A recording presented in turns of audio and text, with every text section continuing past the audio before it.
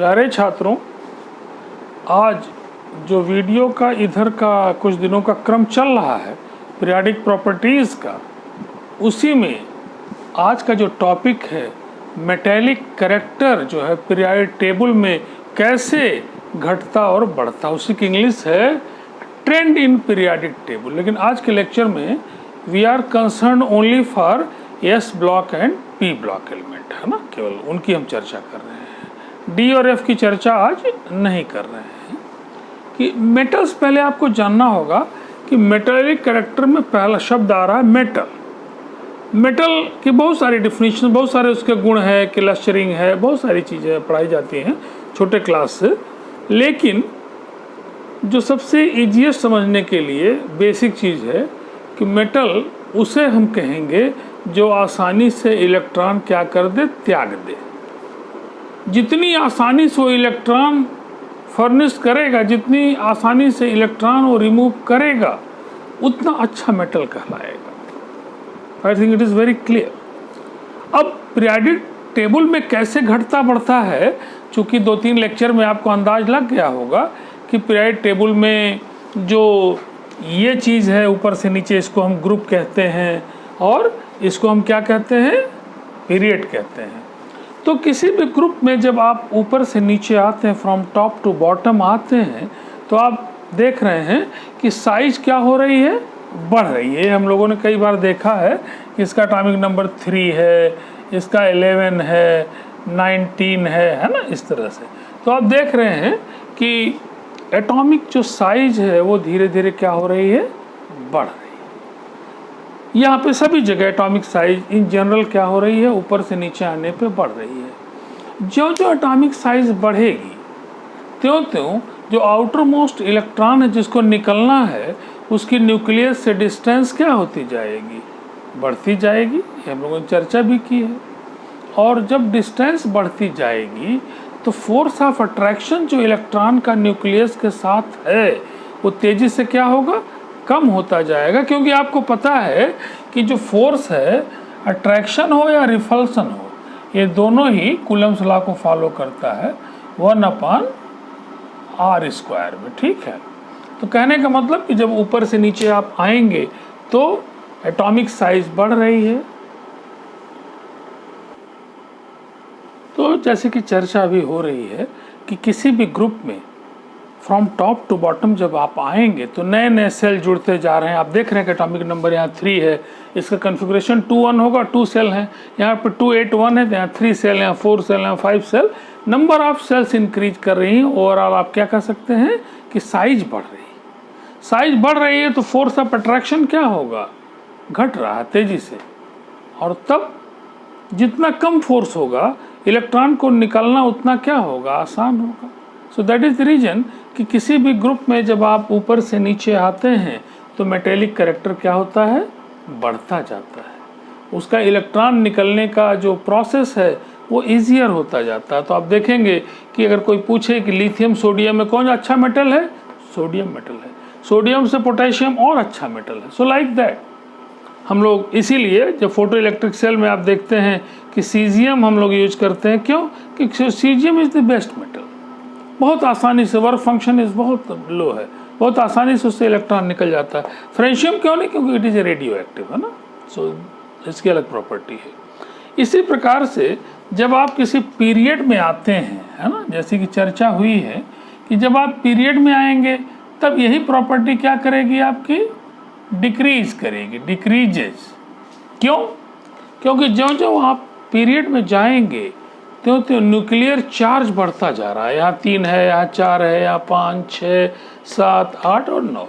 तो nuclear charge बढ़ रहा है, नंबर ऑफ सेल्स नहीं बढ़ रहे हैं, न्यूक्लियर चार्ज बढ़ रहा है। और उसके कारण आप जानते हैं कि F is also proportional to Q1 Q2/r²। तो साइज क्या हो रही, धीरे धीरे कम हो रही है। साइज कम हो रही, इट मीन्स व्हाट, कि फोर्स ऑफ अट्रैक्शन जो है वो बढ़ता जा रहा है। इलेक्ट्रॉन का निकलना क्या होता जाएगा, कम होता जाएगा, कठिन होता जाएगा। तब क्या कह सकते हैं कि मेटेलिक कैरेक्टर क्या होता जा रहा है, कम होता जा रहा है। और एक एक करके मैं आपको थोड़ा सा दिखा भी रहा हूँ। अगर आप देखें कि लिथियम की तुलना में सोडियम इज़ गुड मेटल, उससे ज़्यादा good metal this metallic character बढ़ रहा है and this caesium is having the highest metallic character ही। लेकिन अगर आप इधर आएँ, किसी भी ग्रुप में आएँ कि बेरिलियम का जो मेटेलिक करेक्टर है वो लिथियम से कम है, बोरान का उससे भी कम है, कार्बन का उससे भी कम, नाइट्रोजन का उससे भी, फ्लोरीन का उससे भी कम, ऑक्सीजन का उससे भी कम, फ्लोरीन का उससे भी कम। और किसी ग्रुप में आप इस ट्रेंड को देखें कि बेरिलियम नॉन मेटल है, ठीक है, पहला नॉन मेटल है, लेकिन magnesium is metal, calcium is metal and so on. Boron is non metal but the aluminium is metal, gallium, indium, there are the metals, carbon and silicon are non metal. आप देखिए धीरे धीरे जो trend मैं बता रहा हूँ, carbon और सिलिकॉन दोनों नॉन मेटल हैं। Germanium is a semi metal and this tin and lead are the metals.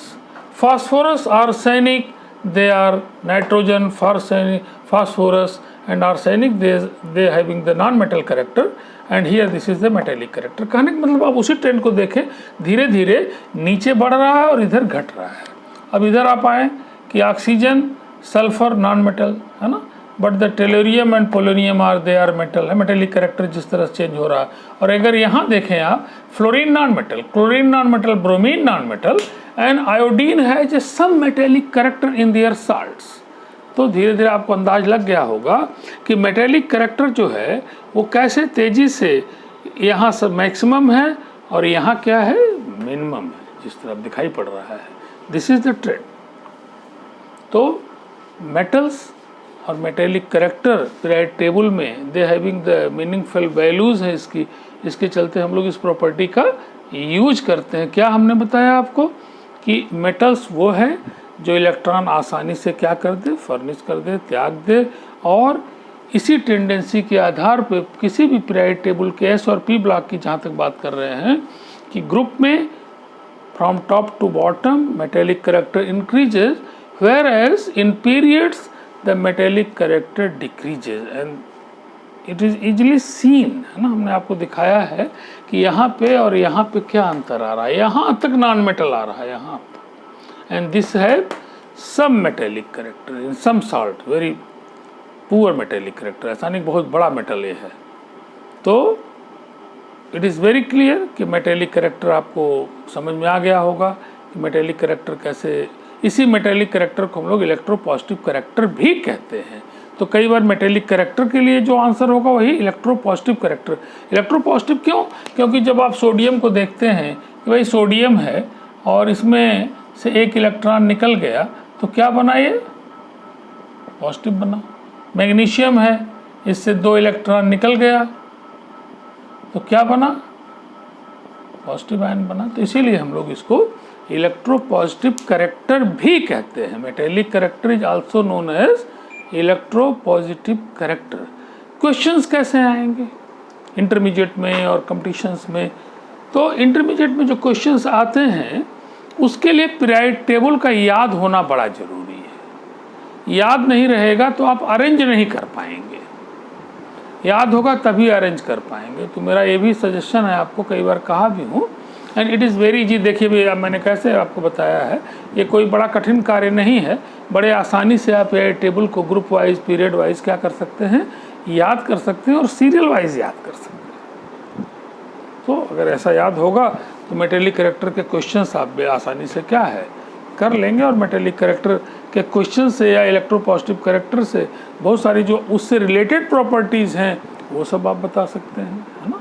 तो I think today is very clear. बहुत छोटी वीडियो है लेकिन बड़ी इफ़ेक्टिव वीडियो है, ये आपको बड़े आसानी समझ में आ गई होगी। अगर कोई प्रॉब्लम हो तो कमेंट के माध्यम से ज़रूर लिखिए कि सर मुझे ये चीज़ थोड़ी क्लियर नहीं हो पा रही है, और वो कमेंट देख के आई विल बी हैप्पी। मैं तुम्हें, आप लोगों को निश्चित रूप से उसको क्या करूँगा, क्लियर करूँगा। और अगली जो वीडियो आएगी उसमें पुरानी वीडियो का जो मेरे दिमाग में रहता है उसको भी मैं क्या करूँगा, उसमें डालूँगा। तो मैं समझता हूँ कि आज की इस छोटी सी वीडियो के लिए आप लोग ध्यान से सुनिए। आप लोगों को सुनने के लिए धन्यवाद है।